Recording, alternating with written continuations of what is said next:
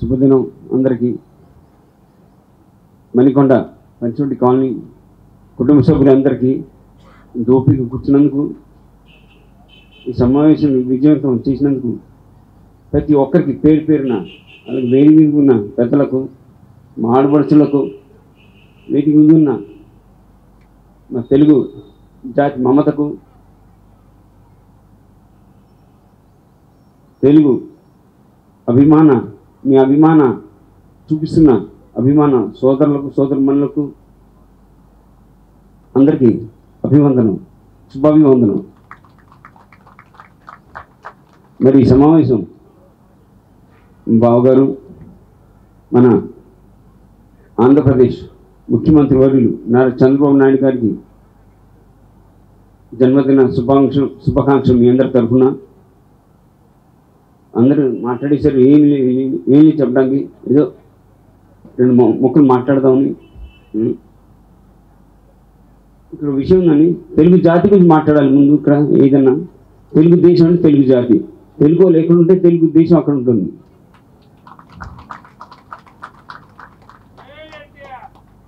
జై India. Thank you అండి రామప్రసాద్ గారు. నేను పోయిన సంవత్సరం నవంబర్ నాడు 2024 నవంబర్లో నేను విదేశాలకు వెళ్ళాను, అమెరికాకి వెళ్ళాను. ఒక నెల 4 వారాలు ఉన్నాను అక్కడ. డాలస్ వెళ్ళాను, అరిజోనా, పలు ప్రాంతాలు తిరిగాను. అక్కడ చాలా గర్వకారణం ఏంటంటే, అక్కడ వెళ్ళిన తర్వాత Telugu has been officially identified as the 15th most speaking language అండి. అదంతా మనకు చాలా గర్వకారణం. అంటే ఇక్కడ చాలా విషయం ఉంది. ఇక్కడ తెలుగు భారతదేశంలో ఎన్నో భాషలు ఉన్నాయి, తెలుగు ఒక్క భాష ఒకటే ఐడెంటిఫై అయింది. ఇన్ని భాషల కల్లా తెలుగు ఒక్క భాష ఒకటి ఐడెంటిఫై అయింది. అలాగే డాలస్లో కూడా తెలుగు భాష is been offered as a second language అండి. దీని ముఖ్య కారకులు మన నాయకులు స్వర్గీయ నందమూరి తారక రామారావు గారు, చంద్రబాబు నాయుడు గారు. ఎందుకంటే తెలుగు జాతి మనది, నిండుగా వెలుగు జాతి మనది.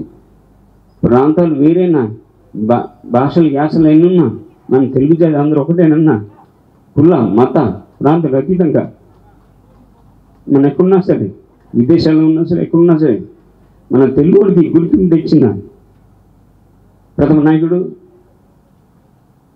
ఎన్టీ రామారావు గారు.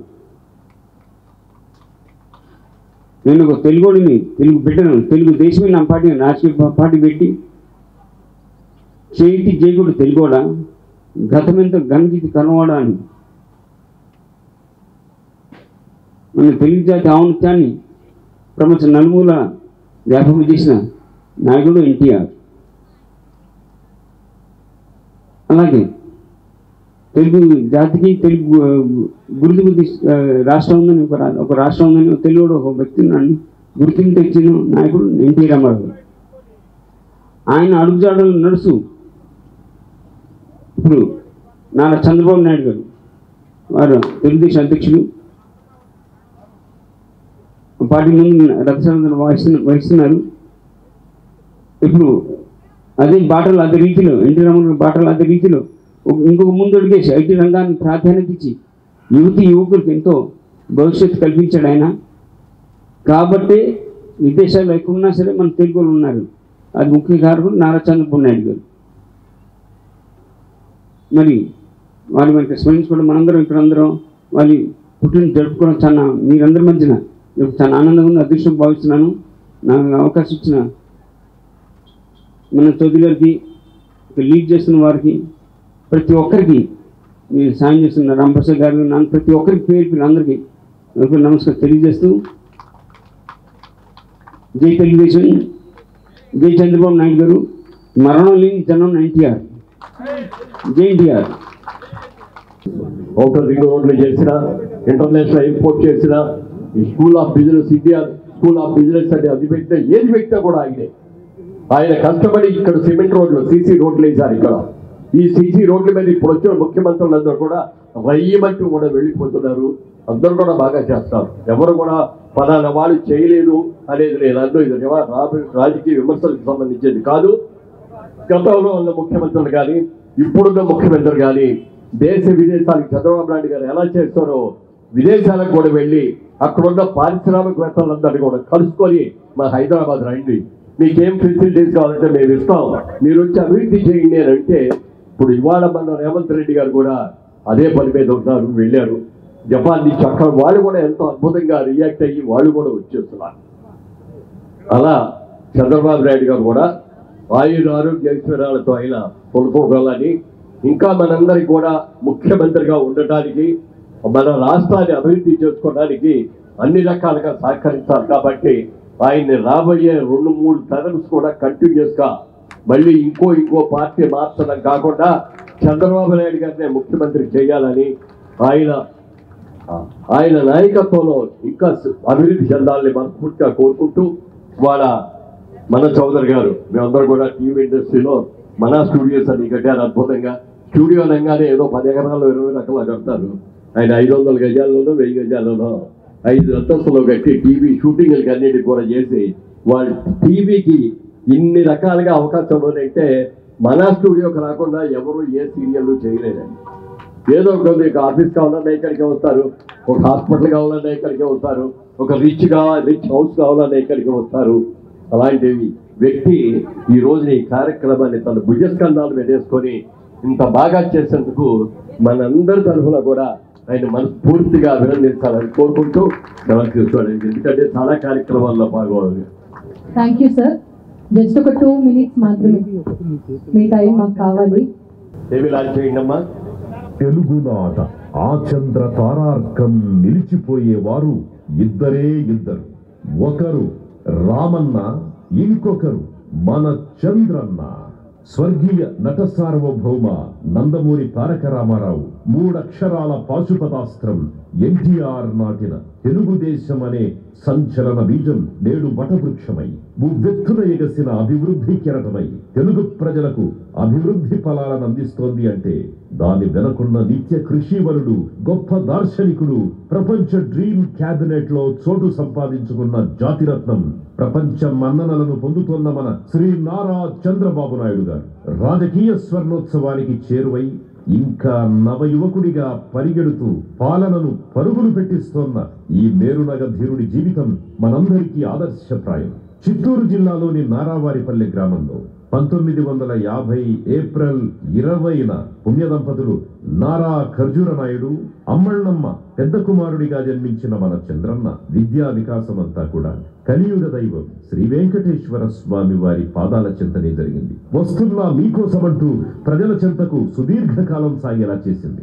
సామాన్యుడి కష్టాలను ప్రత్యక్షంగా చూసిన ఈ మహానేత 23 ఏళ్ల వయసులోనే ఆయన రాజకీయ ప్రస్థానానికి బీజం పడింది. 1978లో జరిగిన ఆంధ్రప్రదేశ్ అసెంబ్లీ ఎన్నికల్లో మొట్టమొదటిసారిగా 28 ఏళ్ల వయసులోనే ఎమ్మెల్యే కావడం విశేషం. అంతేకాదు రాష్ట్ర సాంకేతిక విద్య, సినిమాటోగ్రఫీ శాఖ మంత్రిగాను నియమితులయ్యారు చంద్రబాబు. కారణ జన్ముడు, యుగ పురుషుడు స్వర్గీయ నందమూరి తారక రామారావుగా తన కుమార్తె భువనేశ్వరికి సరైన జోడి చంద్రబాబు నాయుడే అని నిర్ణయించడం దైవ సంకల్పం.